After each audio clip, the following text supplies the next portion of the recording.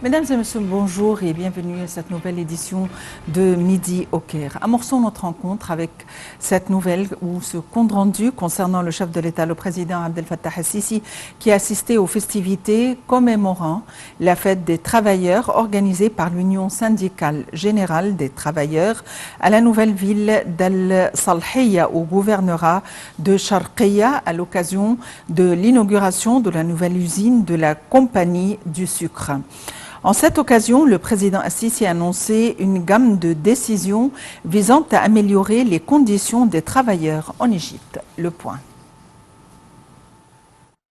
Le président Abdel Fattah el-Sisi a assisté aux festivités commémorant la fête des travailleurs organisée par l'Union syndicale générale des travailleurs à la nouvelle ville d'Es-Salhiya, au gouvernorat de Sharqiya, à l'occasion de l'inauguration de la nouvelle usine de la compagnie du sucre.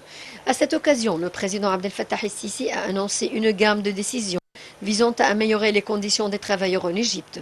Le président a décidé la création du fonds d'aide d'urgence pour l'emploi irrégulier et le transfert des comptes sociaux et de santé qui lui sont dus. Le président a également décidé la délivrance d'un nouveau document à partir du certificat Amen précédemment délivré en 2017 pour couvrir une assurance vie et les accidents du travail pour l'emploi irrégulier. Saisissant cette occasion, le président Assisi a adressé aux travailleurs de l'Égypte et son peuple en disant que le monde entier témoigne du développement des travailleurs égyptiens tout au long de l'histoire. Le chef de l'État a en outre donné ses directives afin d'inclure les personnes ayant des besoins spéciaux au marché de travail. Évoquant les crises mondiales, le président Assisi a affirmé que le lot de factures a vastement affecté nombreux pays, dont l'Égypte. Le président a cependant affirmé que l'Égypte est capable de faire face à tous les défis et les crises.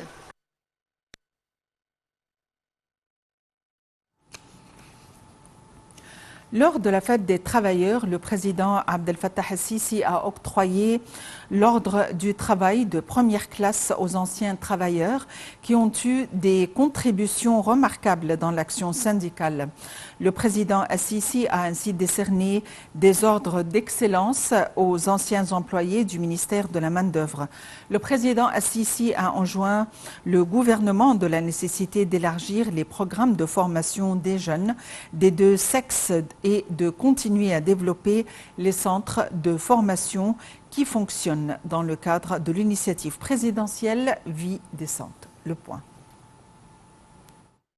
À l'occasion de la fête des travailleurs, le président Abdel Fattah el-Sisi a adressé un discours aux travailleurs dans lequel il a indiqué que l'histoire a toujours inscrit en lettres de lumière votre rôle bien connu dans la construction de cette patrie à travers le temps et les âges. L'éternelle civilisation égyptienne depuis l'aube de l'histoire jusqu'aujourd'hui reflète le respect des Égyptiens envers le travail. Grâce à ce respect, ces importantes réalisations ont vu le jour. Ce succès que nos ancêtres avaient accompli dans divers domaines après avoir été armés d'une organisation précise de connaissances scientifiques et d'un esprit de détermination, de défi et de lutte. Aujourd'hui, dans ce monde caractérisé par la concurrence et le changement continu, l'importance de ces valeurs a doublé. Les crises mondiales successives, de la pandémie de coronavirus à la crise russo-ukrainienne, se sont ajoutées aux difficultés rencontrées par de nombreux pays du monde, notamment les pays en développement dont l'Égypte. Par conséquent, nous sommes soucieux d'apporter le maximum de soutien et de soins aux travailleurs, car le salaire minimum a été augmenté, nous avons lancé et renforcé des programmes de protection sociale et nous apportons le soutien nécessaire aux travailleurs.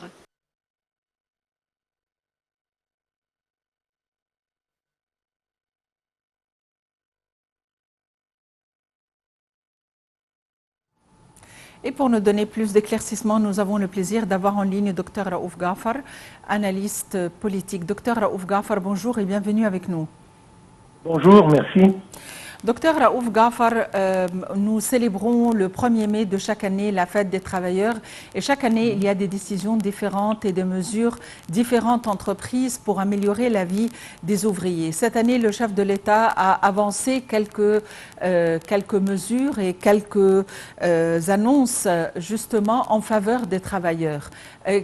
Qu'est-ce qu'il y a de neuf cette année?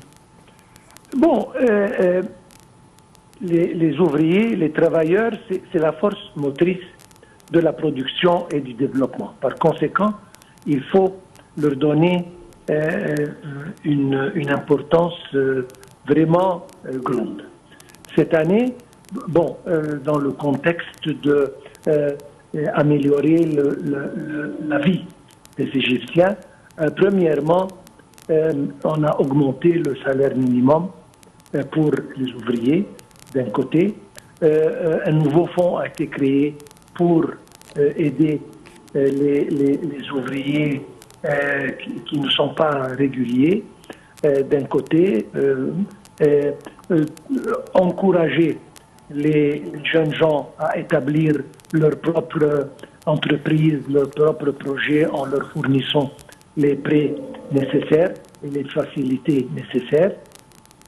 Encore une fois, encourager, disons, augmenter un peu la quantité de projets nationaux qui emploient beaucoup de travailleurs, donc augmenter les chances et les possibilités d'emploi pour les travailleurs. Et en plus, il a honoré les bons exemples des travailleurs qui ont donné leur vie à leur travail. Entre-temps, il a inauguré et effectué des visites à des usines qui travaillent et qui emploient beaucoup de travailleurs. Donc c'est symbolique pour montrer que les travailleurs, c'est une chose très importante et qu'il faut absolument les honorer, tout en gardant, ça doit être mentionné, le 5% du nombre de travailleurs dans n'importe quelle usine ou projet doivent être des personnes moins privilégiées, etc. Oui, et cette année, il a décerné des ordres et des médailles. Il a décerné l'ordre des travailleurs. Oui. Il a octroyé à l'ordre de travailleurs de première classe aux anciens travailleurs qui ont eu des contributions dans l'action syndicale. Et ceci, quand même, vise à motiver davantage, c'est une reconnaissance qui vise à motiver davantage les travailleurs. Absolument. Je viens de dire, il a honoré les bons exemples, donc les travailleurs qui ont vraiment passé leur vie, disons, professionnelle dans le service de leur patrie. Encore, on doit ajouter qu'il a demandé au Parlement de réviser un peu la loi d'emploi et de travail pour essayer de la changer pour que les conditions de travail soient un peu plus favorables pour les employés et pour les travailleurs. Docteur Raouf Ghaffar, vous êtes analyste politique. Merci d'avoir été avec nous aujourd'hui.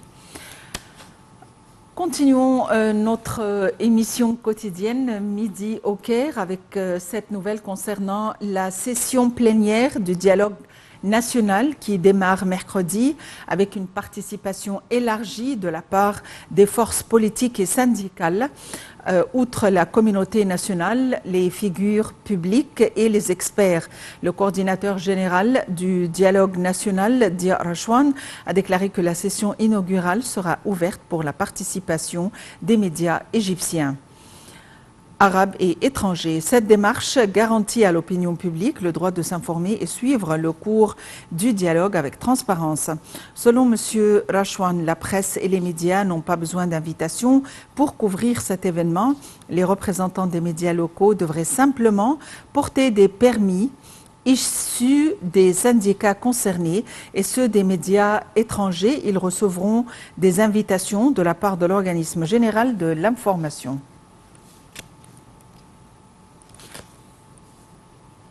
Sur un autre plan, la Ligue arabe a repris au niveau des délégués permanents les travaux de la session extraordinaire concernant l'évolution de la situation au Soudan. Le Conseil de la Ligue arabe a tenu une session sous la présidence de l'Égypte. Selon le représentant permanent de l'Égypte auprès de la Ligue arabe, l'ambassadeur Mohamed Mustafa Orfi, l'Égypte a accueilli plus de 40 000 citoyens soudanais par les points de passage d'Arkin et de Castal. Il a aussi indiqué l'accueil de 2500 étrangers de différents différentes nationalités, y compris des employés internationaux et des correspondants. Cette réunion coïncide avec une réunion urgente du Conseil des ministres arabes de la Santé en réponse à un appel du secrétaire général de la Ligue arabe, Ahmed Aboulghit, pour un engagement arabe global avec la crise actuelle et ses répercussions humanitaires et sanitaires sur le peuple soudanais. Le ministre des Affaires étrangères, Sameh Choukri, a participé à la capitale jordanienne Amman à la réunion du comité conjointement formé par l'Égypte, la Jordanie, l'Arabie saoudite et l'Irak sur la crise qui sévit en Syrie. La réunion a porté sur les moyens aptes à essayer de désamorcer la crise et renforcer le soutien accordé par les pays arabes au peuple syrien en vue de surmonter ces épreuves difficiles. Ce comité a vu le jour à la suite de la réunion consultative des ministres des Affaires étrangères des pays du Conseil de coopération des pays du Golfe, outre l'Égypte, la Jordanie et l'Irak. Cette réunion a été tenue le 14 avril à Jeddah, en Arabie saoudite, dans le but d'examiner les moyens de renforcer l'action arabe commune.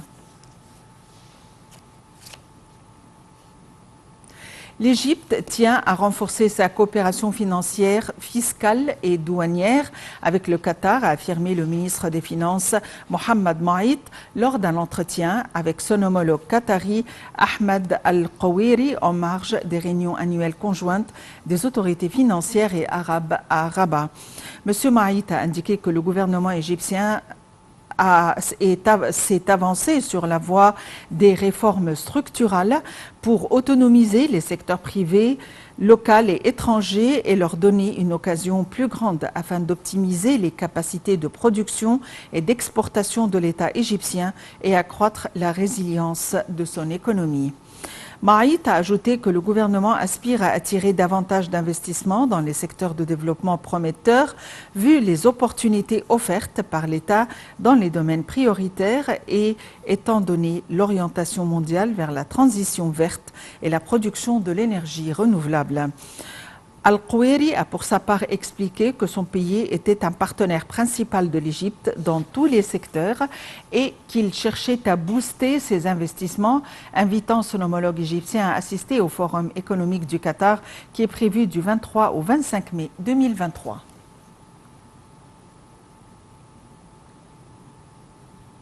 Fin de cette édition quotidienne de Midi au Caire. Merci de l'avoir suivi et à la prochaine.